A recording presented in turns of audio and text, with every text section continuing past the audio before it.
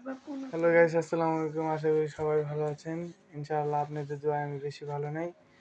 বলতে গেলে আমি একটা ছোট ইউজার। আমার একটা চ্যানেল আছে, ইউটিউব চ্যানেল এমডি মিজান খান দিয়ে। তো আমি ইসলামিক ভিডিও ছাড়ি ভাই। আমার আগের মতো আর ইসলামিক ভিডিওতে লাইক কমেন্ট শেয়ার বা অনেক কিছু আর কি হচ্ছে না। তো আপনাদের দোহাই লাগে ভাই, আমাদের ইসলামিক ভিডিও দেখবেন, ইসলামিক পথে আসবেন, নামাজ রোজা কায়েম করবেন।